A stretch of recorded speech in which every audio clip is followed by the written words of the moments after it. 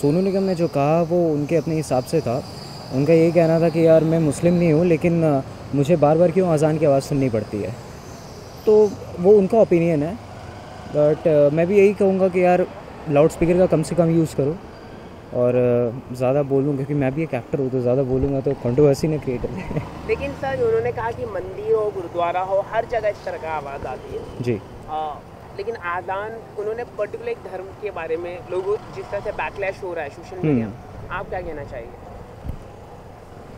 Look, जो controversy create हो रही है तो उस पर तो मैं यही कहना चाहूँगा कि कुछ भी बोलने से पहले तो थोड़ा सोचना पड़ता है ना यार कि बोलेंगे नहीं बोले। अदरवाइज़ मैं भी उनके ओपिनियन को कुछ हद तक सपोर्ट करता हूँ, क्योंकि एक चीज़ और है कि हिंदू धर्म में भी आप देखते हो कि रात भर कीर्तन होते हैं, तो प्रॉब्लम्स उससे भी होते हैं, कीर्तन से भी प्रॉब्लम होता है। तो मैं तो यही कहूँगा कि यूज़ कम से कम करें लाउड स्पीकर का।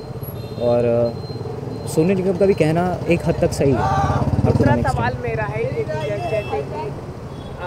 जैसे कि यहाँ पर उन्होंने कहा कि गुंडा राज होता है प्रोसेशन के ऊपर, प्रोसेशन जो होते फेस्टिवल के जैसे या कोई भी जाता है तो उसमें भी गुंडा राज होता है इन द नेम ऑफ रिलीजन। लोग डराते हैं, धमकाते, जैसे कि सोनू निगम को भी डराया गया 10 लाख दिया जाएगा, इतना अमाउंट दिया जाएगा। तो आप कैसे देखते हैं इसको?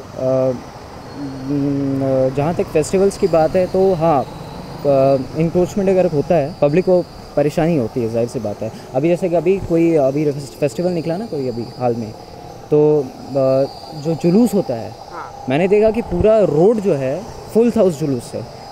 ट्रैफिक को आने जाने में परेशानी हो रही है, प्रॉब्लम हो रही है, तो जाहिर सी बात है कि पब्लिक को परेशानी होती है और ये सब चीज़ें कम से कम होनी चाहिए जी। और दूसरा सवाल, जिस तरह से सोशल मीडिया में एक सेलिब्रिटी की ओपिनियन, एक पर्सन 125 करोड़ देश है और एक पर्सन के ओपिनियन को इतना माना जा रहा है और बैकलैश किए जा रहे हैं सोनू निगम के स्टेटमेंट को, गालियाँ दी जा रही, आप कैसे देखते हैं? इनके ओपिनियन को इतना इम्पोर्टेंस दिया जाए जैसे कि उन्होंने रूल बना दिया है कि हाँ इनको होना ही चाहिए, आप कैसे देखते हैं? As a citizen of India एक के ओपिनियन को इतना इम्पोर्टेंस दिया जा रहा है। देखिए, सबसे पहली बात कि सोनू निगम एक सेलिब्रिटी है, तो जाहिर सी बात है कि एक सेलिब्रिटी होने की वजह से उनका स्टेटमेंट जो है ऑटोमेटिक इम्पॉर्टेंट हो जाता है। पब्लिक उसको ध्यान से देखती है और उसको देखते हैं। चूँकि वो एक सेलिब्रिटी है तो उनके कमेंट को नज़रअंदाज भी नहीं किया जा सकता। बट हाँ, उनका कमेंट है उसको अगर ध्यान से देखा जाए तो हाँ, it is a matter of controversy. और मैं भी यही कहूँगा कि यार कि बस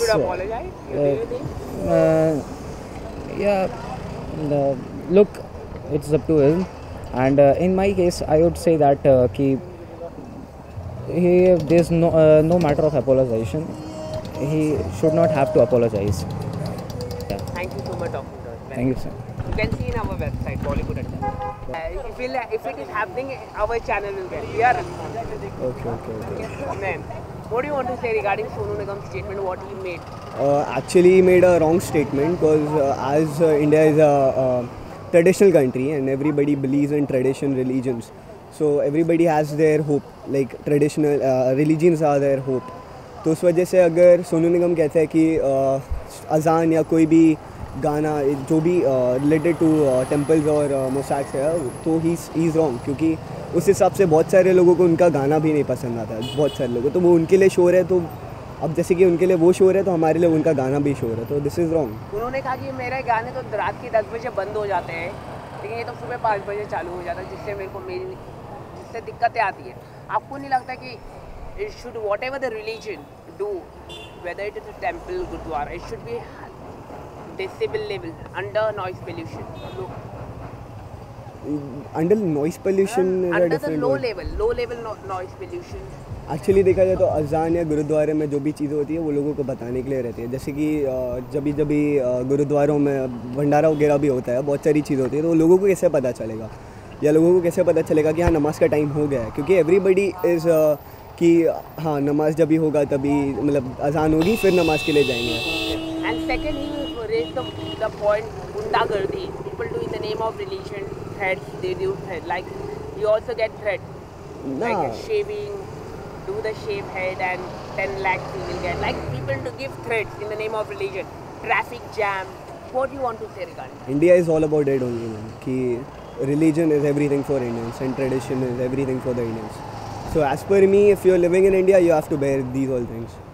Or otherwise, you have other options too. One thing, he's a celebrity. We have more than 125 crore population here, you know. Yeah. One person saying and everyone backlashing him. Like his opinion is be like he's a big god person of India. How you see that backlashing a celebrity?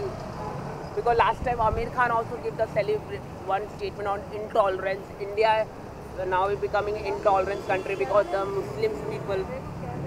Actually India का एक ये है ना कि यहाँ का प्रधानमंत्री भी हम चुन के रखते हैं, तो जो चीज़ें हमें नहीं पसंद आती तो इट्स नॉट गुड ना, कि लोगों का ओपिनियन मैटर करता है, कि आप एक इंडिविजुअल के चक्कर में आप ऐसा नहीं कर सकते, क्योंकि बहुत सारे दूसरे भी हैं जिनको मतलब ये सब चीज़ें पसंद है जो उनको होप देती है, तो इस वजह से